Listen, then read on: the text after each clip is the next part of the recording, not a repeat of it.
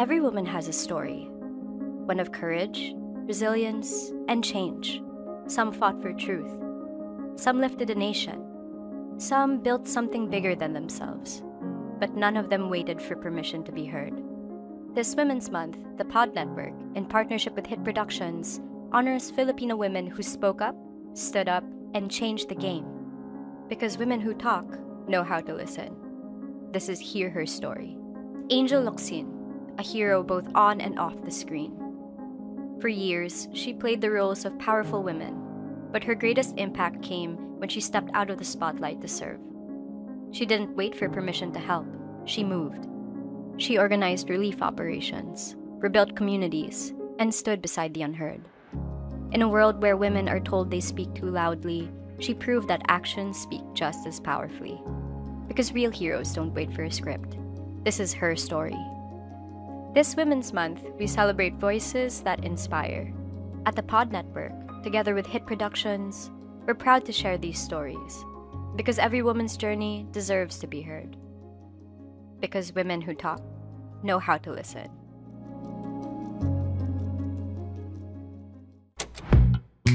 The Pod Network Entertainment. Isa sa mga natutunan ko kung may sama kayo ng loob, huwag nyo na i-detalye. Oo naman. Huwag na. Kasi, pag wala ka na, makakarating yun dun sa lalo na pag interviews, huwag na. Diba? Huwag na. Huwag mo na siraan yung mga dati mong boss, yung dati mong manager. Sometimes you need to let go of the sama ng loob. Kailangan nyo lang ng siguro ibang magpunta sa ibang lugar, makalimutan yung work, di ba? Pagka lalo na kung kaka-resign mo lang, huwag na kayo magtanim ng galit. Isipin nyo na lang, trabaho lang. True. Huwag nyo pe-personalin.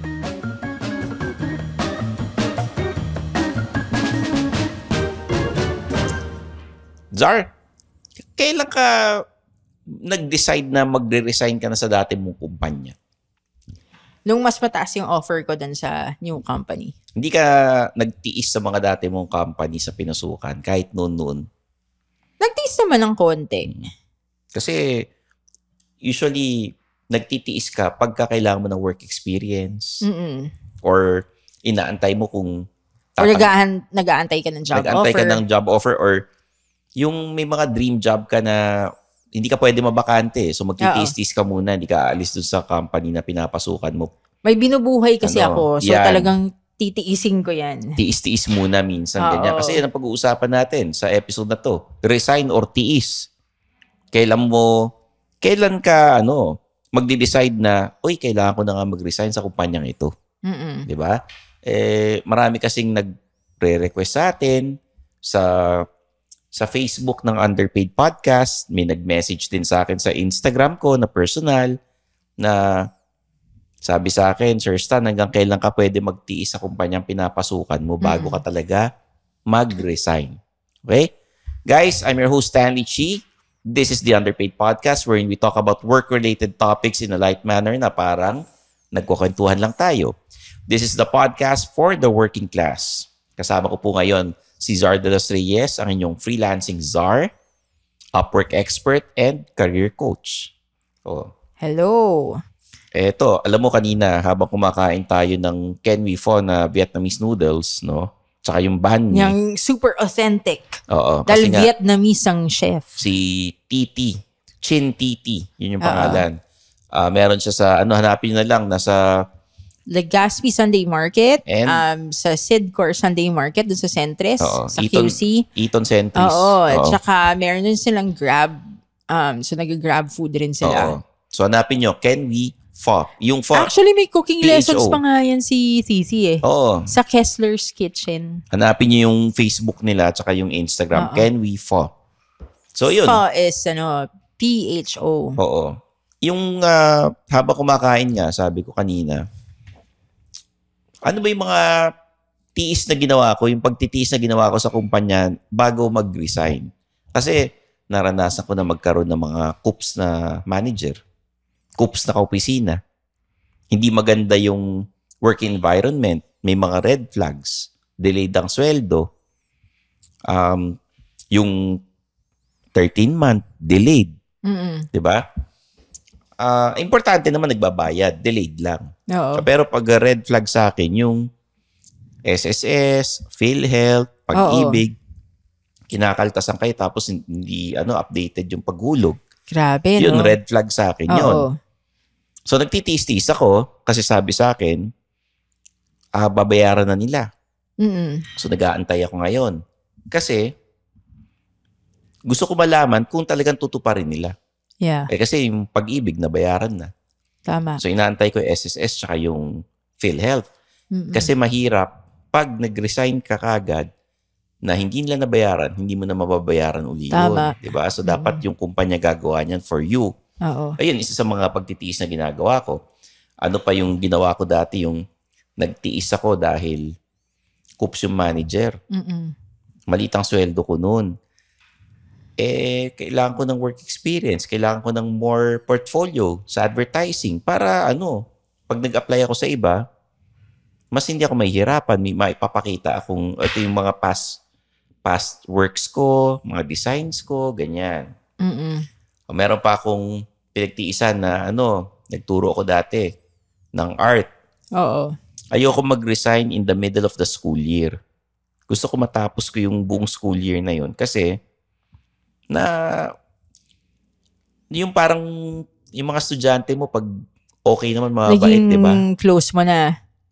As much as possible, ayoko maging attached or maging close sa kanila. Pero kasi mababait naman sila eh. Oo. And alam kong mahirap maghanap ng art teacher nung time na yon. Oo. So hindi rin maganda kung magre-resign ka biglaan. At least matapos ko yung isang school year. So yung nagtiis din ako ng ganyan dati. Ganon. May mga iba-ibang options akong inisip din. Ayoko naman mag-awol. Gusto ko lang magre-resign ka is mais ka makipag-usap sa HR, sa manager mo. Huwag ka magbaburn ng bridge. True. Diba? And isa sa mga natutunan ko kung may sama kayo ng loob, huwag nyo na i-detalye. Oo naman. Huwag na. Kasi pag wala ka na, makakarating yun dun sa lalo na pag interviews. Huwag na. Diba? Huwag na. Huwag mo na siraan yung mga dati mong boss, yung dati mong manager. Sometimes you need to let go of the sama ng loob. Kailangan nyo lang ng siguro magpunta sa ibang lugar, makalimutan yung work, di ba? Pagka lalo na kung kaka-resign mo lang, huwag na kayo magtanim ng galit. Isipin nyo na lang, trabaho lang. True. Huwag nyo pepersonalin. Na pag-initan man kayo ng manager kasi nga mas paborito niya yung isang opisina mo, di ba? Okay na yun. Important. Kaya ka nga inalis dyan ng Diyos kasi may mas magandang ibibigay sa'yo. Tama. The rejection that you experience is an redirection. Redirection yan. Ako sa totoo lang, kailangan ko lang maghanap ng job, ng bagong job. Okay naman kasi yung yung job ko before okay lang naman. Like nung we're talking about 2010 na nasa corporate ako. So trainer ako dati. Kasi nung time na yun, kakamatay lang ng dad ko. So in terms of changes, 'di ba? Nakaka-stress 'yon. Plus ang laki ng tulong nila doon sa medical at saka doon sa bereavement. So, nung namatay yung dad ko, syempre, yung HMO nagbayad nung medical, and then yung bereavement, yun naman ang gumastos para doon sa wake ng dad ko. So, may ganon. So, okay lang naman ako. Kaya lang, syempre, to get another job, I need to get another job first. I need to get a job offer first before akong mag-resign dun sa job ko.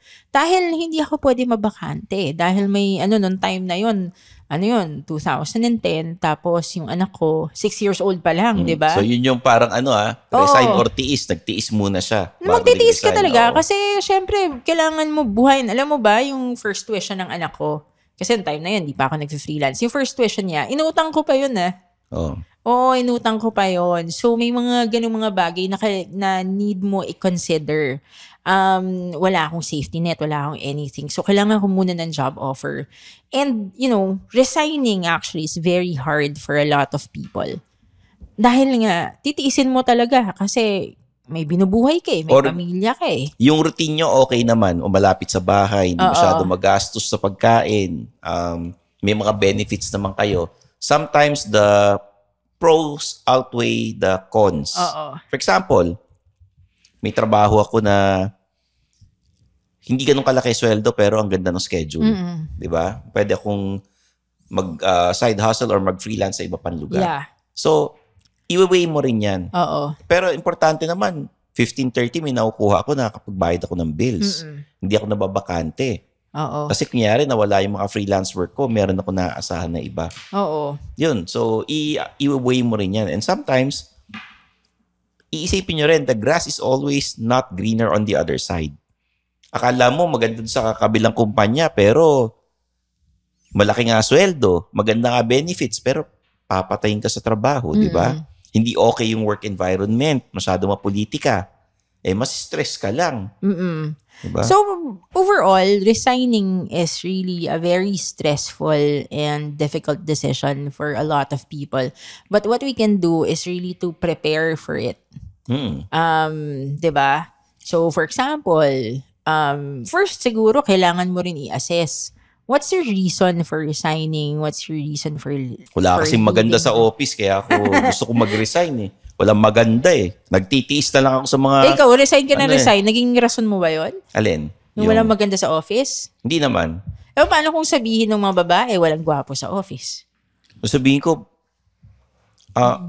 hello, malabo ba mga mata nyo? Hindi, pero dati, nung nasa advertising ako, nararamdaman ko, pag nasistress na ako, as in sobrang stress na ako, yun ang senyales ko na kailangan ko na umalis. Oo. Yung parang, there was a time na kupal kasi yung manager ko. Parang inis na inis ako, tapos pagod na pagod ako. Saturday, Sunday, tinutulog ko na lang. Oo. Di ako nakakapunta ng mall, di ako nakakanood ng sine. Yun na yung sign na kailangan ka na nga mag-resign. Ako naman kasi, dati, yung sweldo ko, it doesn't align with my life goals. Di ba isa lang naman ang life goal ko kung bakit ako nag-freelance? Naalala mo? Ano yung life goal mo ulit? Gusto ko lang mag-aral yung anak ko sa Lasal Green Hills. Ngayon na-achieve ko na. Ayun. Sa Lasal Taft na siya nag-aaral Oo, kaya nga, pwede nang bayaan mo na siya. Ganon, di ba? Pero yun lang naman meron lang akong isang goal. Gusto ko mag-aral yung anak ko sa Lasal Green Hills kasi third generation, Lasal Green Hills kid. Kasi yung brother ko at yung dad ko doon nag-graduate. So yun ang pinaka-goal ko. So hindi nag-a-align. Siyempre, yung call center sweldo ko, doon sa goal ko. Kaya naghahanap rin ako ng ibang ways to earn more money or to at least transition to another job. So, yun ang main motivation ko na yun nga, hindi nga aligned. No. Minsan yung mga reasons natin kung bakit gusto natin mag-resign, mababaw lang. O hindi mababaw yung Yung iba. Halimbawa, dati gusto kong magtrabaho sa Ayala, Makati. Dahil gusto mo ma-experience yung Makati. Yung Makati, yung talagang puro building, tapos gaganda sa nag-freelance ako dati sa Enterprise Building. May advertising agency ron. Ang ganda na opisina namin. Oo. Pero yung trabaho, medyo patayan yung sa trabaho So hindi ko rin na-appreciate na nasa Makati ako nagtatrabaho kasi pag uwi ko... So lang pala siya, illusion lang pala siya. Pag uwi ko gabi na, tapos wala nang sasakyan na dumadaan. Madaling araw na. Talaga? Nakapagtrabaho naman ako sa advertising agency sa Makati. Pero yung sa may Reposo, talaga? yung may katabi kang simbahan, tapos sa tapat ng St. Andrew Church. Oo. So parang residential siya, hindi ko ma-appreciate. Ano ba naman, dito ako nagtrabaho. Hindi doon sa may mga skyscrapers. Hindi doon sa mga, Ayala, gano'n. Medyo mababaw. Alam mo, gets ko yan. Kasi yung mga nakatrabaho ko doon sa restaurant ng tita ko, narinig ko sila nag-uusap-usap. Sabi niya, ay naku, gusto ko magtrabaho sa Makati kasi paglabas mo, may mga nag-yosi, tapos kakain sila sa Jolly Jeep. Tapos parang dream nila yun. Parang ambabaw, di ba? Actually, kung iisipin mo, hindi Kasi siguro we're talking about people na nag-aral sa province, tapos mapadpad ka sa Manila. Syempre, ang dream mo, magtrabaho sa Makati, Ortigas, di ba? Mas bata pa ako noon, hindi ko na-realize, sa Binondo ako nakatira. Pupunta pala ako sa opisina, pagod na ako. Oh, ngayon alam mo na. Huwag kang mag-alala. Ngayon alam mo na okay. Ngayon, may work from home naman. So, yun na yung bagong dream. Dati talaga, yung ambabaw, tapos parang, dito lang ako nagtatrabaho. May work ako dati, sa may residential area. Lalakarin mo lang konti na sa Greenbelt, yung McDonald's sa Greenbelt. Yeah. Makikita mo na. Pero, dahil lagi ako nag-overtime, hindi ko na ma-appreciate yung lugar. Oo. Hindi ako makapunta sa mall. So, ayun. Sana, sa mga immortal dyan, resign or tiis, maging practical din kayo. Baka mamaya, resign ka na, pero mas maganda pala yung opportunity ron. Oo. And it's a very, very personal decision. It could be different from one person to another. So like for me, di ba, hindi nag-a-align dun sa goal ko na mapag-aral yung anak ko sa Lasal Green Hills. Pero at least nagawa ko yung goal ko, di ba? It's not aligning. Whatever my job is, whatever my sweldo is, it's not aligning with my goals. Parang yung tuition ng anak ko, parang 1 taon ko na yata. Hindi naman. Pero, alam mo yun, hindi sapat. So, for others, yun nga, like, baka pangarap mong magtrabaho sa Makati or pangarap mong mag-remote. So, it's a very personal decision. Dahil taga-QC na ako, wala na akong balak magtrabaho sa Makati. Actually, may P2P na yata, di ba? P2P yun, di ba? May scooter naman ako, kaya lang. Ang layo nun? Ayoko naman pumunta sa Makati, BGC. Ayoko naman pumunta sa ganun. Okay na sa akin yung work from home. Diba? Pero alam mo, if you decide to resign, take the steps. Gawin mong malinis. Yun nga, assess mo. Ba't ka mag-resign? Gawin mo malinis. Linisin nyo muna yung cubicle bago kayo mag-resign. Diba? Mag-uwi kayo ng mga gamit. Guys, sana na-enjoy nyo itong episode na to, no? At utang na loob, huwag kayo magnakaw sa opisina. Diba? Yun lang. Bago kayo mag-resign, siguraduhin yung malinis ang cubicle. So there you have it for Jardels Reyes. I'm your host, Stanley Chi, and this is the Underpaid Podcast.